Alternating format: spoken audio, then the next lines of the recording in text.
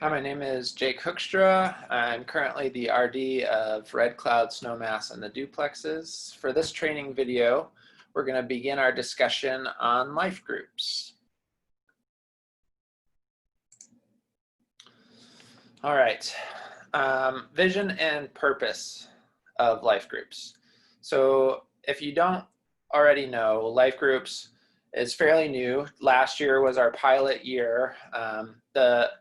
The inception or catalyst for life groups really stemmed out of feedback from upperclassmen at CCU that they really appreciated story time as freshmen, and they wished that there was something similar that showed intentionality and community as at least as an option for upperclassmen as they continued after their freshman year at CCU. So life groups is essentially the upperclassmen supplement for story time that they had their freshman year.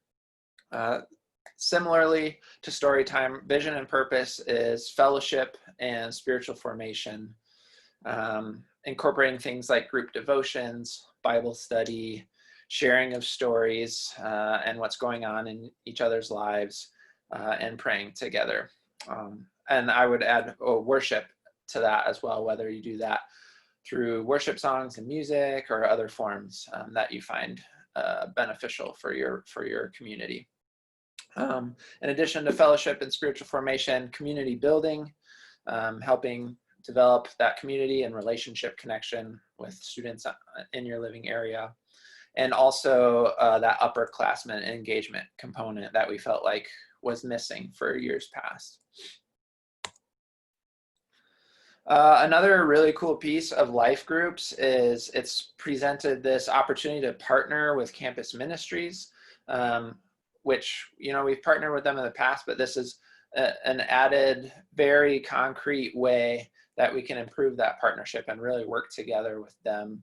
And so as part of that partnership, for those of you who are upperclassmen RAs and going to be facilitating and leading life groups, you're going to be partnering and co-leading with an RDC from campus ministries.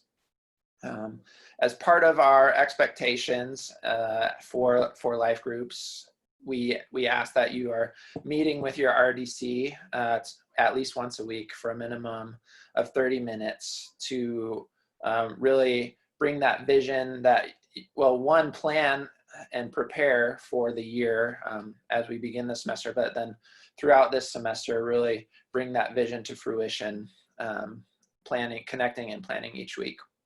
And the RDC, in addition to being your co-leader for those weekly life groups, will also be meeting with your residents one-on-one as a type of discipleship component as your residents are interested as well.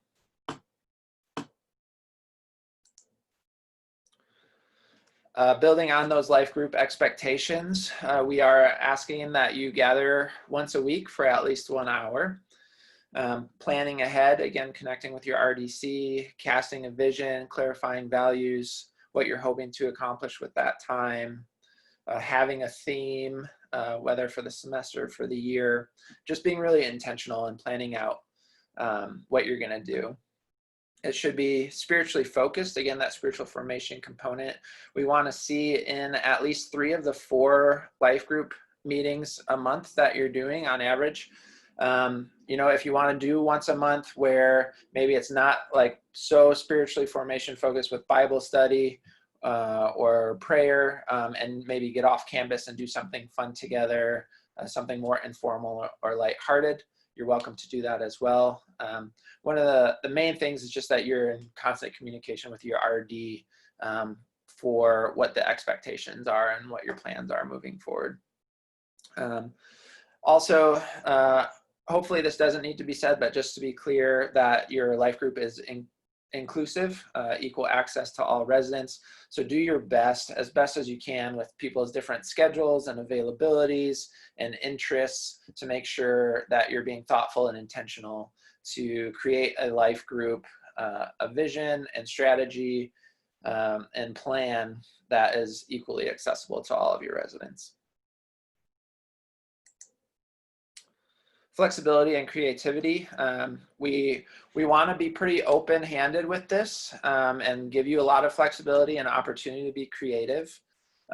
So just some examples of ways you can do that.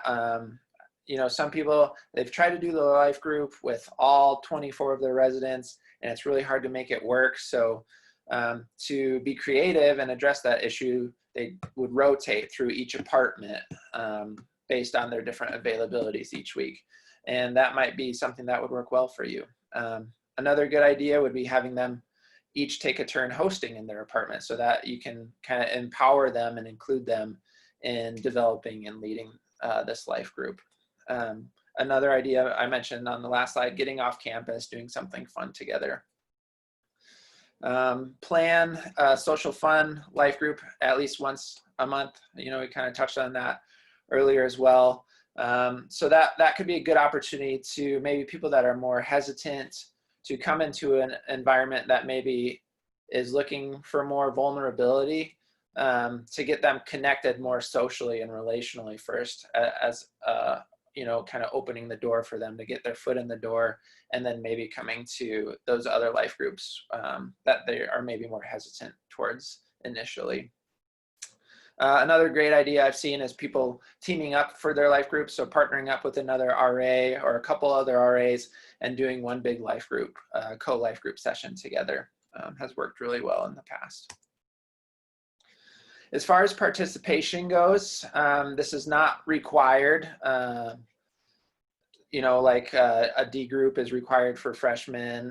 There are different requirements. So this is completely voluntary for upperclassmen. It's just something that we're offering them as optional. Of course, our hope is that they will take advantage and get engaged and become part of this. But realistically speaking, you're not going to get all 24 of your residents to come every week.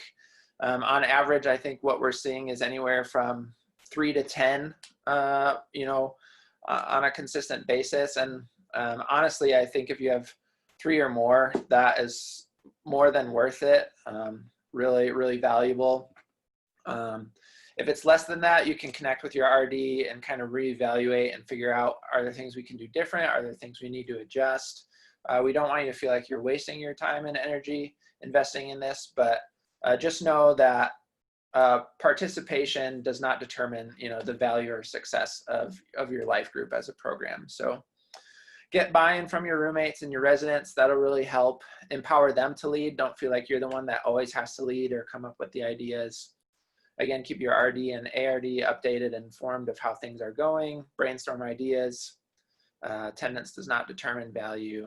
And if no one is attending, which has been known to happen in the past, just again, work with your RD to reevaluate at that point in time.